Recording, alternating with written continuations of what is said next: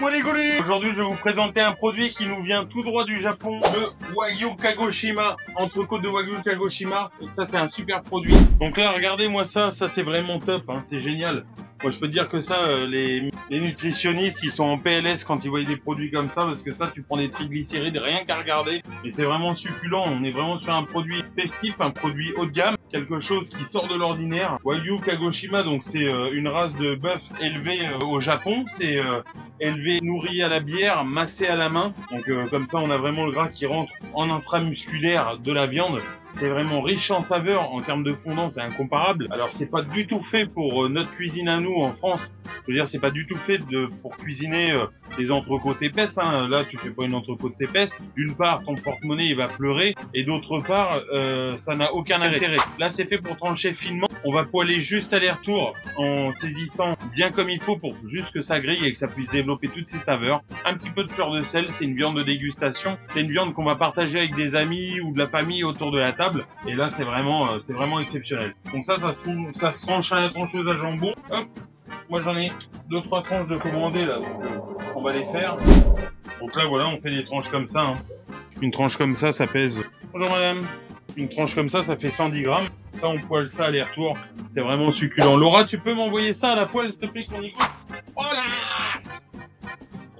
Donc hop, un petit peu de fleur de sel, hein, tout simplement là-dessus. T'as pas besoin de faire des fioritures. C'est vraiment de la simplicité, parce que ce qu'on cherche, c'est vraiment le goût du produit. Alors là, rien à voir avec le Mercosur. Hein. Des produits comme ça, moi, je suis content que ça arrive jusque chez nous. C'est vraiment des produits exceptionnels. Y en a que je vais entendre qui vont crier, dire bah tu peux pas faire de la viande de chez nous. Et guignol, j'en fais toute l'année. 100% de ma viande vient de France et même d'éleveurs du coin. Donc là, c'est pas un petit produit comme ça qui représente que 0,001% de ma vente qui va faire que ça va changer le bout du monde. En plus, c'est vraiment quelque chose d'extraordinaire. Je suis très content de le commercialiser parce que là, faire découvrir ça à des gens qui sont amateurs, c'est vraiment exceptionnel. Si on va par là, il faudrait se priver de jambon de Parme, de choses comme ça qui viennent d'ailleurs et qui sont pour le coup excellents. Je veux dire, c'est la fierté aussi qu'on a dans notre beau monde. C'est aussi toute cette culture différente.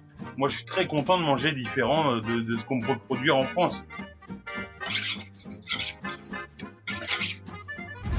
Hop. Donc ça, on découpe juste ça comme ça, tout simplement. Hop. Puis bon, bah là, on peut écouter. Hein. Ça, c'est... Moi, je salive déjà, rien que d'y penser. Tiens, j'ai envie de manger ça comme un petit phoque. Alors.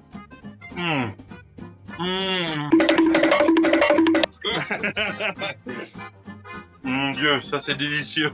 Ça, c'est vraiment bon. Hein. C'est vraiment excellent. Ça a un goût unique, un goût de bœuf, un fondant exceptionnel. On a l'impression, en termes de texture, de manger un foie gras poêlé. En termes de goût, de manger du bœuf vraiment très racé, si on peut dire.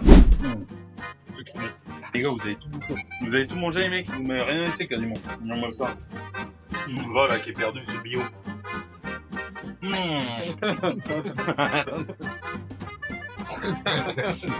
C'est vraiment délicieux. Merci mon beau métier de pouvoir me faire découvrir tout ça. Je vous dis les Zoubok, à plus.